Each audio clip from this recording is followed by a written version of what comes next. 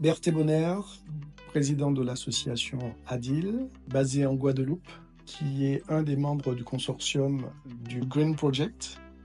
Nous assurons la coordination de ce projet.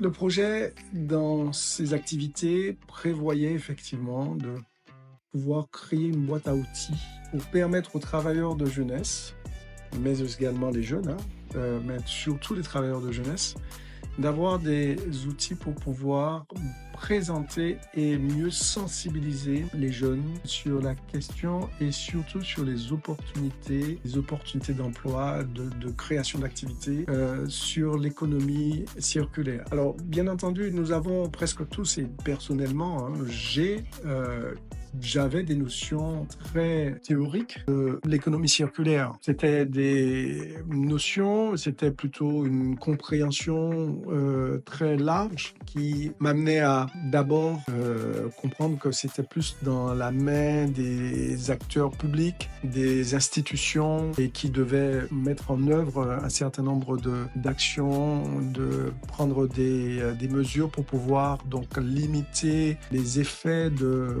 l'économie de la consommation, d'une consommation linéaire, d'une surconsommation également. Mais au fur et à mesure, et notamment au travers du projet Green, il nous a été possible, et il m'a été possible, donc de saisir de façon concrète la portée de cette notion de l'économie circulaire. On s'aperçoit que même en ayant rencontré donc des pionniers dans ce domaine-là, des personnes qui très tôt lancées dans des activités qui consistaient à considérer les déchets non plus comme étant des déchets qu'il fallait donc enfouir ou brûler ou ne plus consommer, mais qui considéraient ces déchets comme étant une matière première secondaire. Nous avons quand même touché du doigt une réalité que nous pouvons effectivement réutiliser, recycler, que nous pouvons mais en faire vraiment une activité économique importante et en faire une activité qui pourrait, et surtout alors que nous sommes sur une île, que nous pourrons donc en faire une activité qui apporterait de la valeur ajoutée sur le territoire. Parce que la Guadeloupe, quand même assez dépendante de l'importation. On est amené à faire venir, à faire rentrer donc un certain nombre de matières premières, nous-mêmes les consommations de base, et réfléchir pour voir comment on peut allonger la durée de vie de certains matériels. Comment peut-on aussi réutiliser les déchets ou bien recycler, retravailler sur certaines choses qui pourraient paraître comme étant des déchets pour en faire vraiment une activité quotidienne pérenne.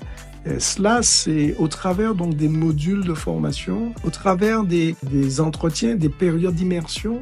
Effectivement, cela nous a permis de voir qu'il y avait un véritable enjeu économique derrière la question de l'économie circulaire. Et le fait de pouvoir bâtir des outils pour permettre aux jeunes et aussi aux travailleurs de jeunesse de mieux faire passer le message et aux jeunes de s'approprier donc de cette notion, on a vu qu'il y avait quelque chose de très porteur et qu'il était important pour nous de nous investir. Et personnellement, donc, j'en ai tiré, notamment lorsqu'il a fallu réfléchir ensemble sur ces outils et les concevoir, les mettre en œuvre, les mettre en application, les tester auprès des publics qui étaient ciblés. C'était fort enrichissant et cela donne vraiment l'envie de pouvoir aller plus loin.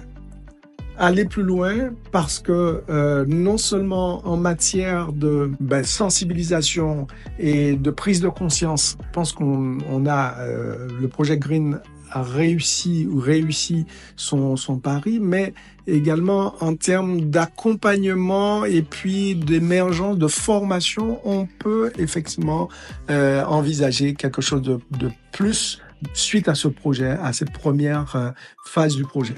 Voilà.